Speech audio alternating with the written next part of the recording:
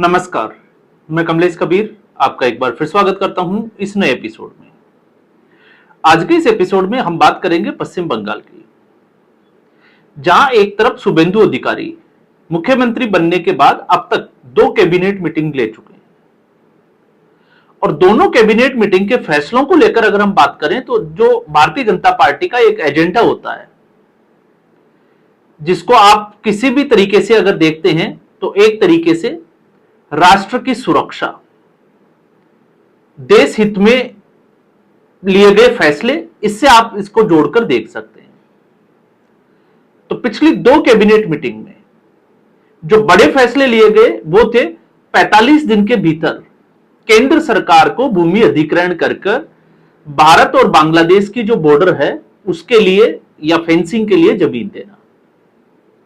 इसके अलावा आयुष्मान भारत योजना को पश्चिम बंगाल में लागू करना, आज के अगर फैसले की बात करें तो 7वें वेतन आयोग को लागू करना, इसके अलावा सड़कों पर नमाज पर पूर्ण प्रतिबंध, पशु बलि को लेकर जो है वो कानून बनाना, अतिक्रमण आपने देखा लगातार जो है वो बुलडोजर गरज रहे हैं, साथ में पुलिस का जो सिस्टम है उसमें बदलाव करना, उसमें सुधार करना, और उसके साथ एक बड़ा फैसला, और बड़ा फैसला जो हमेशा से भारत के लिए एक तरीके से सेंसिटिव मुद्दा रहा, और वो था जो सिलीगुड़ी कॉरिडोर है जिसको चिकन नेक कहा जाता है, उसको लेकर शुभेंदु अधिकारी की सरकार ने एक बड़ा फैसला लिया है। और वो बड़ा फैसला यह है कि 10 दिन के भीतर 60 किलोमीटर लंबे इस कॉरिडोर को, जो NH10 और NH110 10 और 110 का है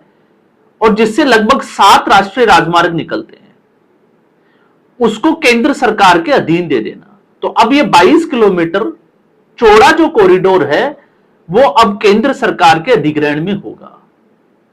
और ये हमेशा से, क्योंकि ऑपरेशन सिंदूर के बाद से भारत के लिए एक बड़ी चिंता का विषय था, और चिंता का विषय इसलिए भी था क्योंकि एक तरफ ममता बनर्जी जिस तरीके से बांग्लादेशी घुसपैठियों को सह दे रही थी, तो दूसरी तरफ बांग्लादेश में तख्ता पलट होने के बाद शेख हसीना को जब अपदस्थ किया गया, तो उसके बाद रंगपुर डिवीजन, जहां पर एक एयरपोर्ट है जिसका नाम है लाल मनरी हाट, उसको लेकर लगातार जो है वो चीन और पाकिस्तान दोनों बांग्लादेश को जो है वो सपोर्ट कर रहे थे। और ये क्यों इंपॉर्टेंट है, क्योंकि अगर आप नॉर्थ ईस्ट के राज्यों की बात करें और पश्चिम बंगाल के, तो 12 से 15 किलोमीटर के दायरे में ये एयरपोर्ट आता है। तो रणनीतिक तौर पर जहां पर चिकन नेक 3 देशों से घिरा हुआ है, भारत का ये कॉरिडोर 3 देश, एक तरफ नेपाल, चाइना और दूसरी तरफ बांग्लादेश, तो पाकिस्तान मदद कर रहा है और चाइना मदद कर रहा है। तो एक तरीके से भारत को घेरने की रणनीति और भारत का सुरक्षा के लिहाज से खतरा। तो पिछले 1 साल से लगातार भारत सरकार इस कॉरिडोर की मांग कर रही थी पश्चिम बंगाल की टीएमसी की तत्कालीन सरकार से, लेकिन ममता बनर्जी ने इसके ऊपर कोई एक्शन नहीं लिया। आप समझ सकते हैं 2 बड़े अहम मुद्दे थे। एक, पिछले 7 साल से लगातार जो है वो 7 बार ममता बनर्जी को फेंसिंग के लिए, भूमि अधिग्रहण के लिए चिट्ठी लिखी गई, लेकिन कोई एक्शन नहीं लिया गया। और दूसरा इस चिकन नेक के लिए, और ये चिकन सुरक्षा के लिहाज से कितना महत्वपूर्ण है आप इसको समझ सकते हैं। जब सीए और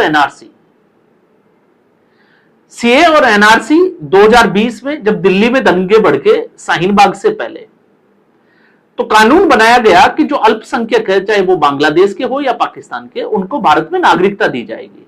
लेकिन एक भ्रम फैलाया गया, और उस भ्रम के बाद में उमर खालिद और शर्जील इमाम, अब इस वक्त ये मुद्दा जो है वो बड़ा गर्म है, क्योंकि इन दोनों को एक तरीके से सुप्रीम कोर्ट ने जमानत देने का इरादा बना लिया है। ऐसा जो है वो लगातार सुप्रीम कोर्ट ने जो इस वक्त टिप्पणियां हैं उससे साफ तौर से नजर आता है, लेकिन दिल्ली हाई कोर्ट ने जमानत याचिका आज खारिज कर दी।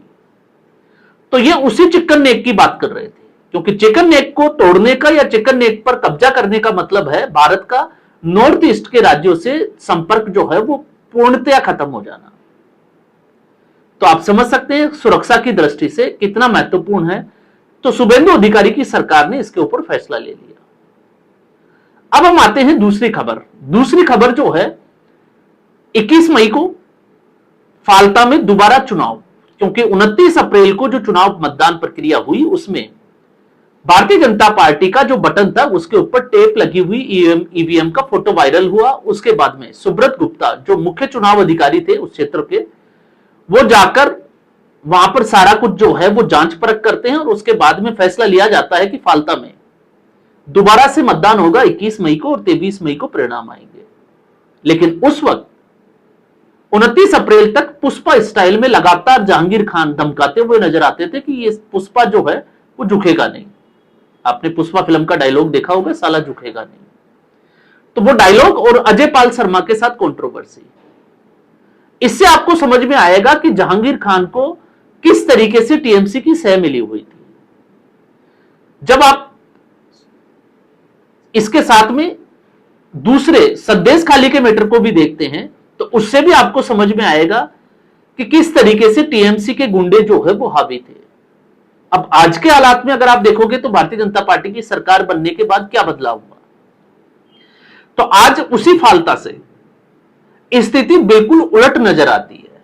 और उलट इसलिए नजर आती है कि 29 अप्रैल तक जहां टीएमसी के गुंडों का एक तरफा जो है वो वर्चस्व हुआ करता था और टीएमसी के झंडों के अलावा किसी पार्टी के झंडे नहीं दिखाई देते थे, आज वहां पर टीएमसी का एक भी झंडा दिखाई नहीं दे रहा।